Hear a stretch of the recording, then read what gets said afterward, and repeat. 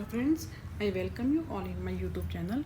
आज इस वीडियो में हम MPC 001 जो कि कॉग्निटिव साइकोलॉजी है उसका ब्लॉक 3 का यूनिट 3 का सेकंड पार्ट स्टार्ट करेंगे। हमने ऑलरेडी इसका फर्स्ट पार्ट के अंदर मल्टीलिंगुअलिज्म क्या होता है उसके बारे में और कैसे कैसे उसके जो सर्टेन जो रूल्स होते हैं उनके बारे में पढ़ा था, कैसे मल्टीलिंगुअलिज्म एंड कॉग्निशन आपस में रिलेटेड होते हैं। आज इस वीडियो में हम मल्टीलिंगुअलिज्म एंड थिंकिंग के बारे में बात करेंगे। इसका मतलब ये बहुत ज़्यादा कॉग्निशन से मिलता है जुलता है, लेकिन थिंकिंग में क्या होता है कि हम जब डिफरेंट लैंग्वेजेस को यूज़ कर रहे होते हैं तो उस समय हम किस तरह सोच रहे होते हैं उसके बारे में आएगा।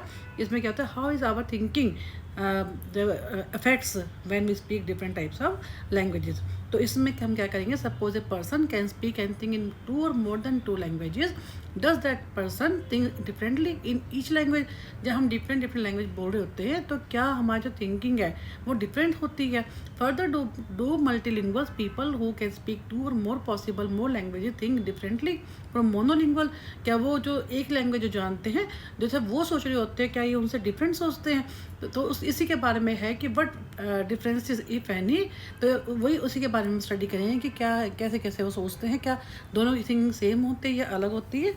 ये उसके बारे में कि does multilingualism make thinking in any one language more difficult और does it enhance thought process. कि जो हम मल्टीलिंगुअल जो डिफरेंट तरह की लैंग्वेज लोग जानते हैं तो उनका जो क्या in make thinking in any one language more difficult, कैसे मुश्किल हो जाती है उनकी थिंकिंग जो है जो वो एक ही जो लैंग्वेज हर एक लैंग्वेज में। और डज इट एनहांस, या इससे हमारा जो थॉट प्रोसेस होता है वो एनहांस होता है। तो इसके बारे में क्या डिफरेंट जो है स्टडीज़ हुई हैं हर समय, उसके बारे में उन्होंने कहा है कि the data are somewhat self contradictory, क्योंकि different participant population, different methodologies, different language groups and different experimental biases में है contributed to inconsistency in the, क्योंकि कुछ भी कंसिस्टेंसी नहीं है, जो रिजल्ट्स हैं सब डिफरेंट हैं, किसी में भी आपस में जो है जो रिजल्ट्स हैं मिलते नहीं हैं। तो इसलिए उन्होंने कहा है कि जो स्टडीज़ हुई हैं उनमें कहीं पे भी जो लिटरेचर में कंसिस्टेंसी नहीं है। And consider what happens when bilingual are balanced bilingual who are roughly equally fluent in both languages। अब उन्होंने कहा कि and when they come from middle class background, वो कहते हैं कि जब उस समय जबकि बाइलिंगुअल जो कि 2 लैंग्वेज जानते हैं एक से ज़्यादा, तो उसमें क्या था उनका क्या कि वो रफली इक्वली फ्लुएंट, जो कि दोनों ही लैंग्वेज में बहुत ज़्यादा फ्लुएंट है।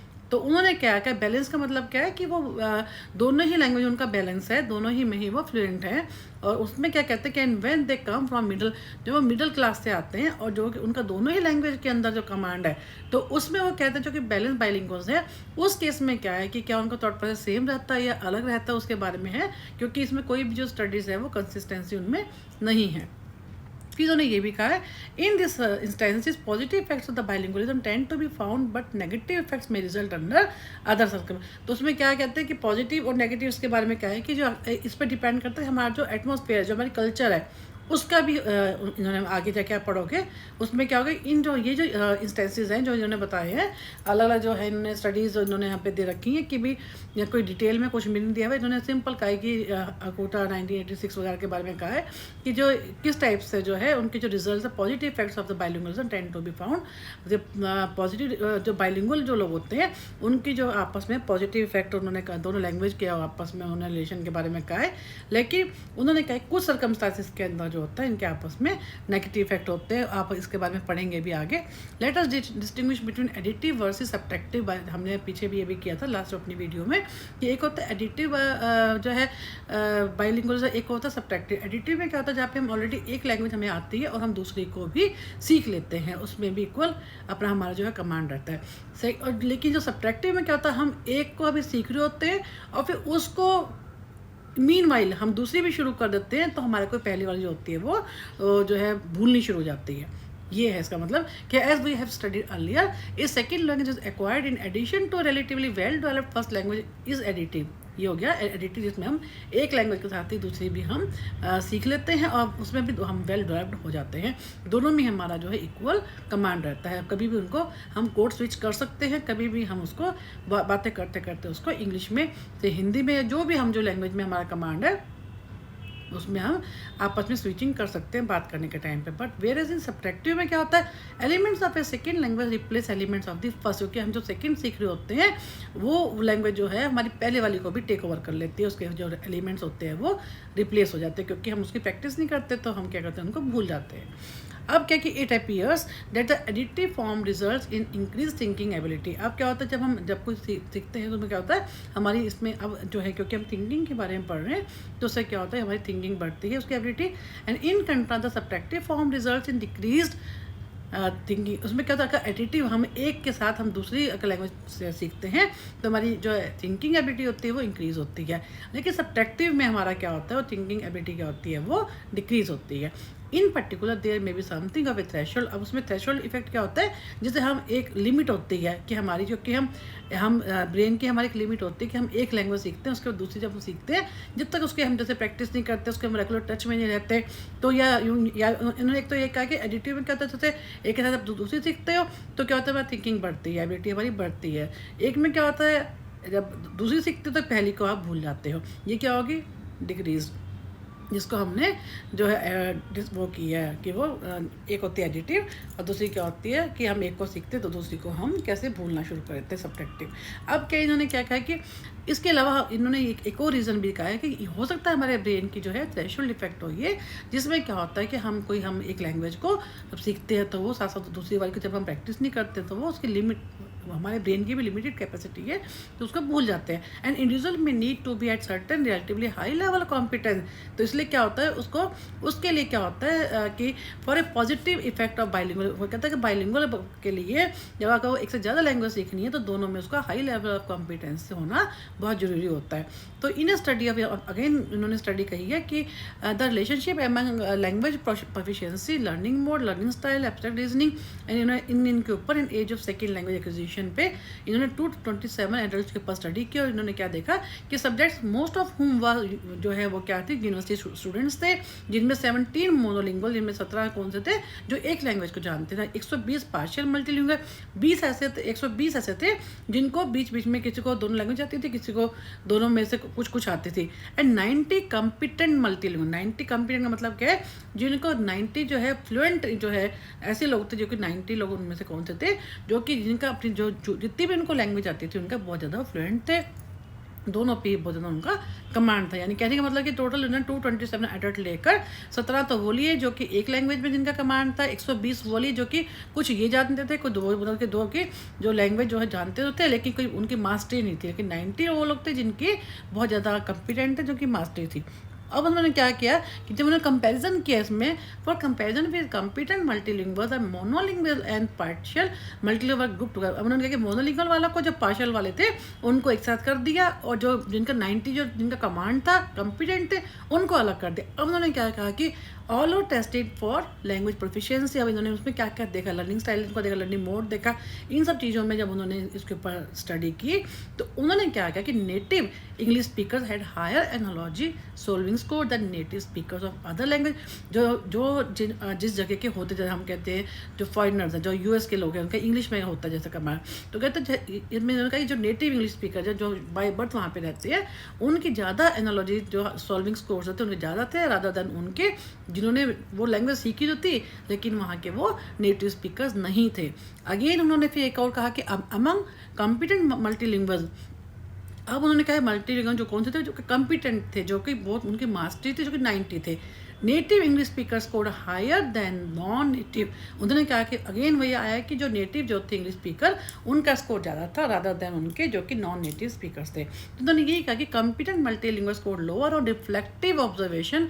रिफ्लेक्टिव में क्या होता है कि आपके जो है मैच करने की जिसको बोलते हैं या उसको क्या बोलते हैं उसको कि हम कैसे डिफरेंट हमारे को जो है कैसे लैंग्वेज को जो दूसरी लैंग्वेज होती है उसको हम कंपेयर करना उसकी हमारे अंदर जो थी वो जो स्किल्स होती थी वो थोड़ी कम थी। मल्टीलिंगुअल का हम या इसको एक और रिफ्लेक्टिव को हम एक और तरीके से भी कह सकते हैं कि हम कैसे दूसरों को लेके देखे जब हम सीखते हैं। अगर सिंपल वर्ड्स में कहा जाए रिफ्लेक्टिव ऑब्जर्वेशन क्या होता है जो हम दूसरों को देख के जो हम सीखते हैं वॉचिंग अदर्स उसको हम उनको देख के हम कैसे डेवलपिंग करते हैं अपनी लैंग्वेज की सेकेंड लैंग्वेज की उसके बारे में है कि जो कॉम्पिटेंट मल्टीलिंगुअल थे उनका स्कोर किस में कम था on reflective observation than did other. उसमें जो लोगों को देख के सीखते थे उसमें उनका स्कोर ज़्यादा कम था यानी उनकी उसमें बहुत ज़्यादा मास्टरी नहीं थी रादर देन उनके जो कि नेटिव थे उनका। तो उन्होंने यही कहा कि no significant difference was found in learning style.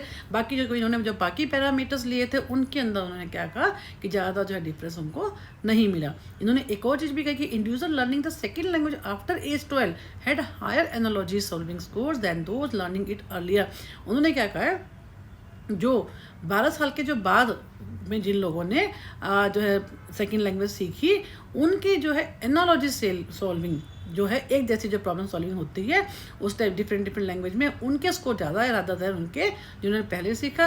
However early second language learners were more likely to be competent multi. इसके अलावा उन्होंने क्या कहा, जिन्होंने बहुत छोटी एज में जो लैंग्वेज दूसरी लैंग्वेज जो है या वो जो है समझनी शुरू कर दी, लर्न करना शुरू कर दी, उनके जो है वो ज़्यादा कॉम्पिटेंट हुए रादर देन उनके जिन्होंने लेट एज में शुरू की। क्योंकि जो जो हमारी एज बढ़ती तो है हमारे को जो सीखने की हमारी जो होती है वो कम होती है। जितना ईजी एक छोटा बच्चा जो है जो एडोलेसेंट होता है, जो स्कूल गोइंग बच्चा होता है, इतनी जल्दी उसकी पिकिंग पावर होती है उतनी हम जो एडल्ट्स की नहीं होती है। तो उसने ये कहा कि जितनी जल्दी जो है कोई अर्ली सेकेंड लैंग्वेज में कोई जितनी जल्दी वो सीख लेता है, अर्ली सेकेंड लैंग्वेज लर्नर जो होते हैं were more likely to be competent multilinguals, ज़्यादा अच्छे कॉम्पिटेंट जो थे मल्टीलिंगुअल्स थे। देन अदर बेनिफिट्स और क्या है, उन्होंने अब क्या क्या कि चिल्ड्रन एंड ओल्डर पेरेंट जो है पर्सन्स थे उनके ऊपर इन्होंने क्या किया कि है, उन्होंने क्या देखा उसमें कि हैव ए कीनर अवेयरनेस, उनमें ज़्यादा अवेयरनेस होती है छोटे बच्चों में, और जो ओल्डर पर्सन होते हैं उनके अंदर शार्पर परसेप्शन ऑफ वो जो लैंग्वेज को परसीव करने की जो उनमें कैपेसिटी है, एबिलिटी है, वो ज़्यादा होती है। नेक्स्ट है कि foreign language learning enhances children's understanding of how language itself works and their ability to manipulate language in the service of thinking and problem solving. उनकी जो डिफरेंट लैंग्वेज सीखते हैं उसमें मल्टीलिंगुअल में क्या होता है, उनकी मैनिपुलेट करते हैं और अलग अलग लैंग्वेज को, ये इनमें जो है बहुत ज़्यादा होती है अंडरस्टैंडिंग इस चीज़ की। And be consistently better able to deal with distraction, वो अगर किसी तरह का डिस्ट्रैक्शन अटेंशन नहीं वो दे पाते, उसको डील करने के उनमें ज़्यादा अच्छे बेटरली वो कर पाते हैं, विच में help offset age related decline in mental dexterity.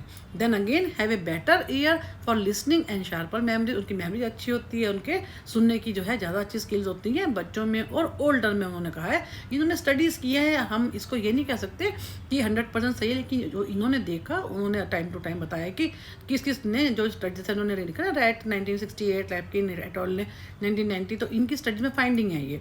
And develop not only better verbal but also special जैसे जिसको हम नेविगेशन एबिलिटी बोलते हैं, जैसे मैं कहा था आर्किटेक्चर होते हैं या पायलट्स होते हैं, इनमें कहने का मतलब कि इनकी वर्बल ही नहीं अच्छी होती बल्कि उनकी स्पेशल भी एबिलिटी ज़्यादा होती है। Then display generally greater cognitive flexibility, better problem solving होती है, हायर ऑर्डर जो उनकी थिंकिंग स्किल्स होती है। Then again they have better measures of conceptual development, उनकी अच्छी होती है, क्रिएटिव होते हैं वो, और एनालॉजिकल जो सेम प्रॉब्लम होती है उनको उस टाइप की उनमें रीजनिंग ज़्यादा होती है। डाइवर्जेंट थिंकिंग क्या होती है, जो कि आउट ऑफ बॉक्स सोचते हैं, थोड़ा डिफरेंट हटके सोचते हैं। एंड फिगर की क्रिएटिविटी जो उनकी फिगर्स को लेकर जो क्रिएटिविटी होती है, कहने का मतलब ये कि इनकी डिफरेंट जो स्टडीज़ हुई है उसमें इन लोगों ने बताया है। फिर बाइलिंगुअल और multilingual are more used to switching thought pattern and have more flexible mind.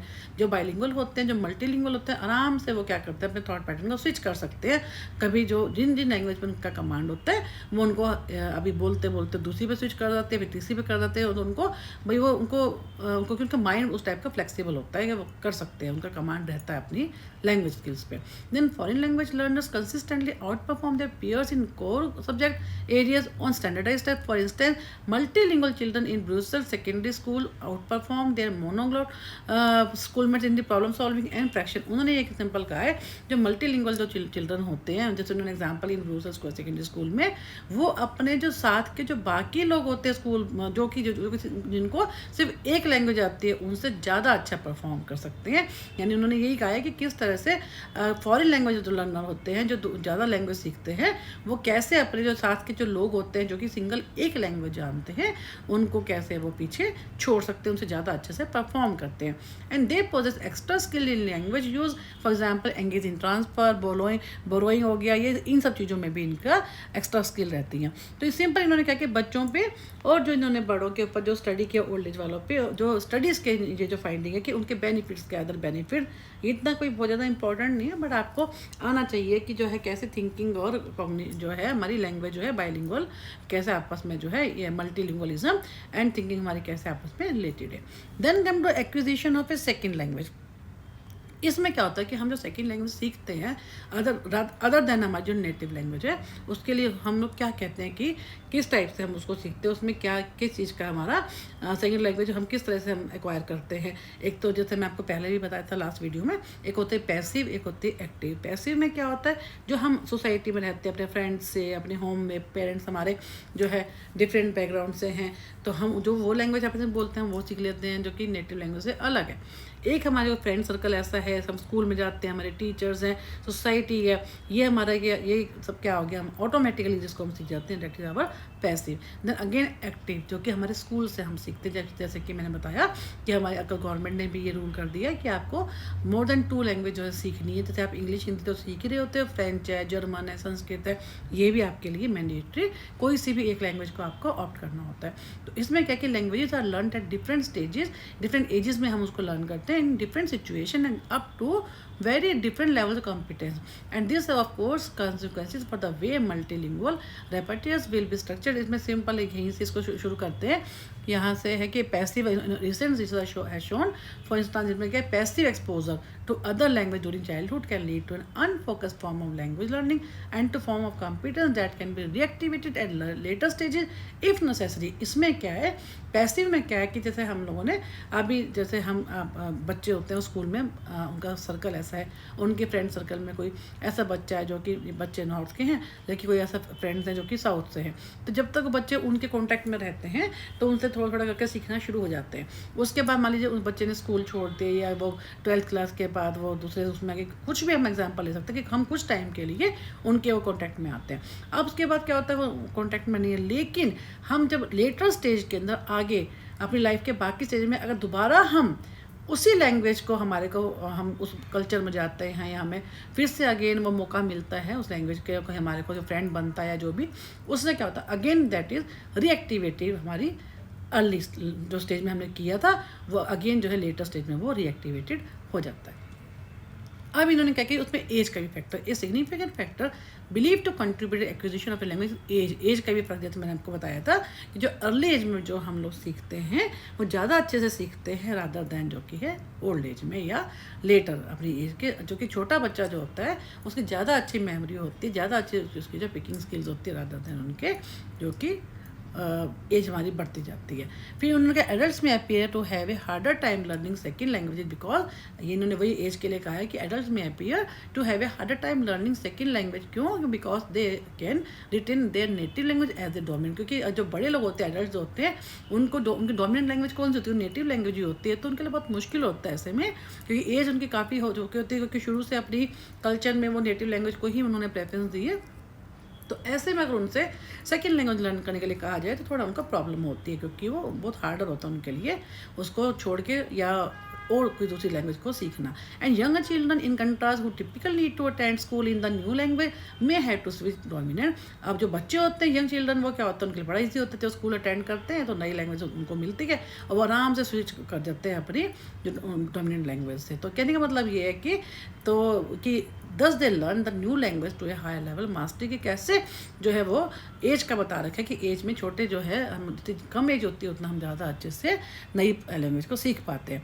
फिर इन्होंने वही कहा इसमें it is assumed that learning second language is a series of cognitive procedure by which the learning progressively concern the grammar of new language. कैसे हम grammar के जो हम लैंग्वेज सीखते हैं उसको हम कैसे उसके रूल्स को भी फॉलो कर लेते हैं। Then the research of second language acquisition has shown the importance of a sort of interactive procedure. इसमें क्या होता है, this may be observed in the exolingual situation that provide the non-native speaker the necessary help not only to communicate but also to continue his or her learning process। इसका मतलब क्या है, जब हम सेकेंड लैंग्वेज को हम सीखते हैं, एक्वायर करते हैं, उसमें क्या होता है हमारी has shown the importance of set of interactive procedure.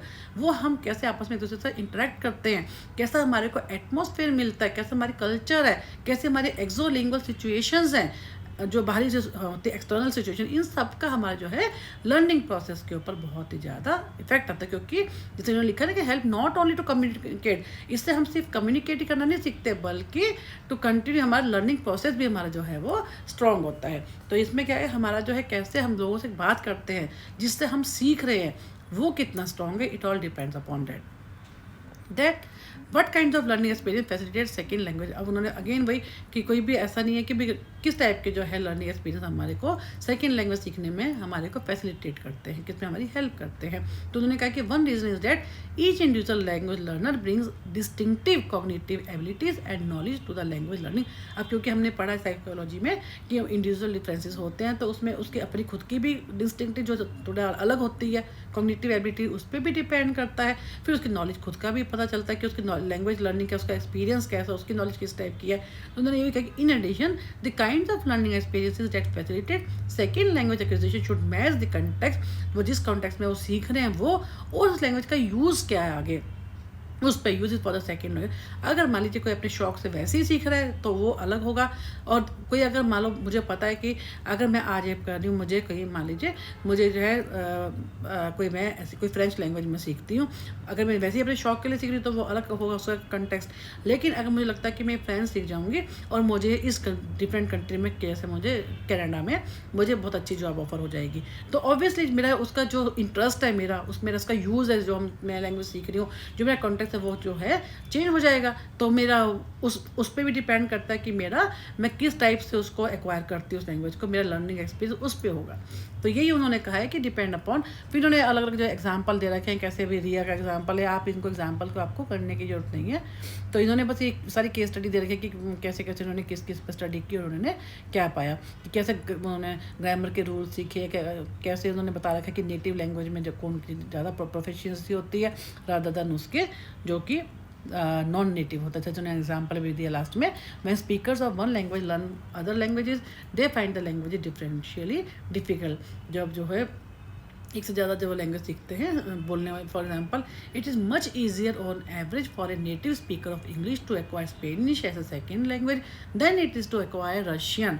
अब उन्होंने क्या कहा है कि सिंपल एग्जांपल दिए कि उन्होंने क्या कहा है कि एक फॉर नेटिव स्पीकर क्या होता है, ये ज़्यादा ईजी है जो इंग्लिश स्पीकर जो जैसे यूएस है, वहाँ के लोग जो उनकी इंग्लिश उनकी अच्छी होती है मान लीजिए, क्योंकि उनका नेटिव है, वो बाय बर्थ ही वो सब सीखते हैं। अगर उनको स्पेनिश सीखने के लिए कहा जाए तो ज़्यादा ईजिली सीख लेंगे, रादर देन उनको कहा जाएगा कि तुम रशियन सीखो, तो वो थोड़ी मुश्किल है। क्योंकि one reason is that English and Spanish share more roots than to English and Russian. इसलिए उन्होंने कहा कि इंग्लिश और स्पेनिश की ज़्यादातर सब चीज़ें मिलती हैं, roots they are more less same, या उनकी काफ़ी शेयर करते, कॉमन होती हैं उनकी चीज़ें। लेकिन जो रशिया और रशियन की और इंग्लिश की जो होती है थोड़ी डिफरेंट होती है। तो इन्होंने कहने का मतलब ये है कि इसलिए जो है Russian is much more highly inflected than the are English and Spanish. तो इन्होंने उसी के बारे में कहा कि जो जिस नेटिव का होता है वो उससे मिलती जुलती लैंग्वेज को ज़्यादा अच्छे से पिक कर लेता है, ज़्यादा अच्छे से लर्न कर लेता है रादर देन उसके जो उससे थोड़ा डिफरेंट होता है। अब हम बात करेंगे single system versus dual system hypothesis.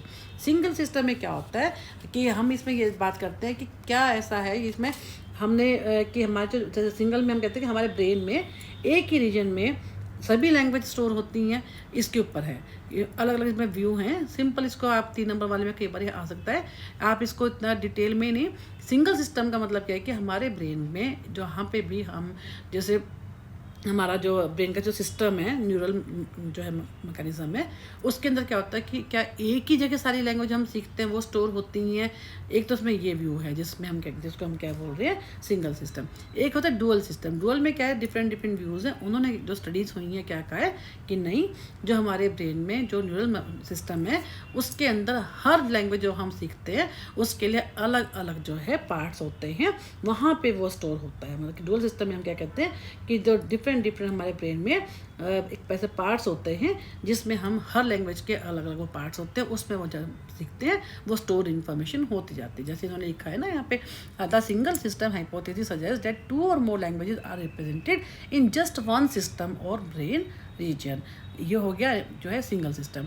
Dual में उन्होंने क्या कहा कि दैट 2 और different languages are represented somehow in separate systems of mind। हमारे जो ब्रेन में माइंड के जो सेपरेट सिस्टम होते हैं हर लैंग्वेज के अलग अलग होते हैं। तो इसके ऊपर जो है इन्होंने वहाँ कहा है। तो अब क्या है कि अब लेकिन उसके बाद टाइम टू टाइम जो डिफरेंट स्टडीज़ हुई हैं उन्होंने क्या है the conclusion that can be drawn from all this research are equivocal. उन्होंने अब क्या कहा है, जो फाइनली जो है डिफरेंट जो सर्च हुई हैं उनके बेस पे उन्होंने क्या कहा कि वास्तव में एक ही होता है। जो सभी स्टडीज जो हुई हैं उन्होंने MRI after conducting MRI and different, उसके बाद क्या होता है डिफरेंट स्टडीज में जो कंक्लूजन आया उन्होंने क्या देखा कि this only one system in brain where all the languages are stored. तो ये जो है फाइनल जो है इनका कंक्लूजन है इसमें लास्ट स्टेंजा में कि mild electrical stimulation was applied to cortex of each patient. उन्होंने स्टडीज़ के कर रखी हैं ये। Electrical stimulation tends to inhibit activity where it is applied, it leads to a reduced activity to name the objects for which the memories are stored at the location being stimulated. The results for both patient versus में जो study है इन्होंने 2 patients पे करी तो उन्होंने यही देखा कि उसका जो है MRI वगैरह किया गया तो मैं उनमें क्या देखा कि उनको थोड़ा सा स्टिमुलेशन भी दी उससे तो माइंड हमारा जो ब्रेन का जो कॉर्टेक्स एरिया है उसमें क्या देखा कि एक ही एरिया है ऐसा जहाँ पे जो है सब तरह की जो कोई मल्टीलिंगुअल के केस में उन्होंने स्टडी की है। जो पेशेंट ऐसे थे जो कि 2 या 2 से ज़्यादा लैंग्वेज जानते थे तो उन्होंने क्या देखा कि हर जगह जो है कि अलग अलग पार्ट्स नहीं है बल्कि एक ही जगह पे जो है सब लैंग्वेज का जो है स्टोर होती हैं। तो ये हो गया सब। अब हो गया neural mechanism of multilingual. Neural mechanism का मतलब क्या है कि हमारे जो है इसमें सिंपल ये कहा, ये भी इन्होंने भी ये कहा कि functional magnetic resonance imaging has been able to throw light on a large number of factors. उन्होंने क्या कहा कि अगेन वही चीज़ है कि जो हम लोग सीखते हैं उसमें उन्होंने क्या है कि अर्ली जो का जो है एक ही चीज़ उन्होंने कहा, जो हम लैंग्वेज सीखते हैं तो हमारे ब्रेन में जो है वो मैकेनिज्म होता है जिसको हम न्यूरल मैकेनिज्म कहते हैं, जिसको हम fMRI के थ्रू हम देखते हैं कि कैसे जो है हम जो मल्टीलिंगुअल्स होते हैं उनकी जो क्या स्टोर कैपेसिटी होती है वो कहाँ होती है। तो इन्होंने जो जिस्ट क्या है इसका कि अर्ली जो सीखते हैं जो छोटी एज में लोग सीखते हैं उनका जो न्यूरल मैकेनिज्म होता है वो एक ही होता है, लेकिन जो लेट सीखते हैं उनके लिए क्या होता है कि जितना जो लोग लेट सीखता है उतना क्या होता है उनको डिफरेंट लैंग्वेजेस को साथ अडेप्ट करना पड़ता है। उनको बार बार जो है वो बाद में जो सीखते हैं उनको उनके ब्रेन में नए तरीके से जो क्या होता है वो न्यूरल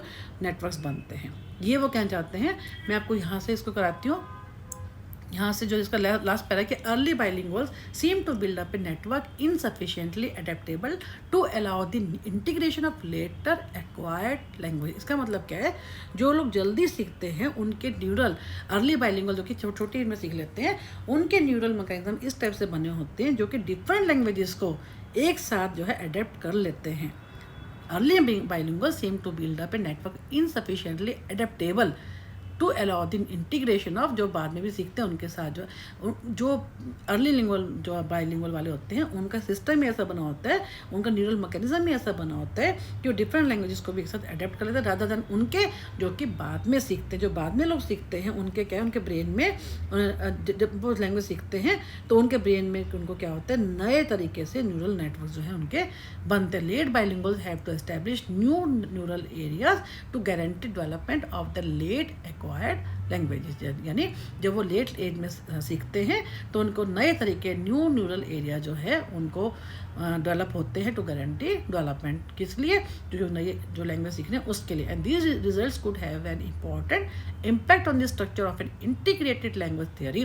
तो यही उन्होंने कहा है कि जो कहने का मतलब कि हमारे जो ये पूरी इसमें क्या कहना चाहते हैं, जो हमारे ब्रेन में हमारे माइंड में जो न्यूरल मैकेनिज्म होता है, जो जितना ज़्यादा कोई अर्ली एज में सीखता है उतना ही उनकी जो ज़्यादा उनके अडेप्ट करने की उनको इंटीग्रेट करने की कैपेसिटी ज़्यादा होती है ज़्यादा लैंग्वेजेस को रादर देन उनके जो कि जो है जो लेट एज में सीखते हैं। जो लेट एज में सीखते हैं उनके लिए जो न्यूरल मैकेनिज्म होता है वो जब लैंग्वेज सीखते हैं उनके लिए जो है नए उनके जो है नेटवर्क्स बनते हैं जिसमें वही इंफॉर्मेशन जो है स्टोर होती है।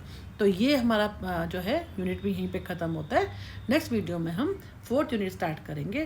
Thank you for watching my YouTube channel. और मैं आपको बताना चाहूँगी कि मैंने डिस्क्रिप्शन बॉक्स में अपनी सारी वीडियोस में आप देखेंगे, मैंने डिस्क्रिप्शन बॉक्स में जैसे जैसे हम ब्लॉग ख़त्म करते हैं वैसे वैसे मैं उनके लिंक शेयर कर देती हूँ। इसके अलावा मैंने अलग से भी जो है प्लेलिस्ट में भी और वैसे भी आपके लिए अलग से भी वीडियोस दी हैं जिसमें आप देखेंगे तो उसमें उस पूरे ब्लॉग की जैसे 4 यूनिट है उनकी सबकी वीडियोस है एक सिंगल लिंक में आ जाती हैं। जैसे आप जिस पे क्लिक करेंगे वो खुल जाएंगी। तो अगेन रिक्वेस्ट यू कि जिस तरह से आप मुझे इतने अच्छे से कमेंट कर रहे हैं, मेरे चैनल को सब्सक्राइब कर रहे हैं, शेयर कर रहे हैं, आप ऐसे करते रहिए प्लीज़। और कोई भी आपकी कोई डिमांड है जो आपको लगता है कि आपको ये चैप्टर जो है थोड़ा मुश्किल लग रहा है, तो आप उसका कमेंट बॉक्स में डाल दीजिए, मैं आपके लिए वो उस चैप्टर से रिलेटेड जो वीडियो है पहले बना दूँगी।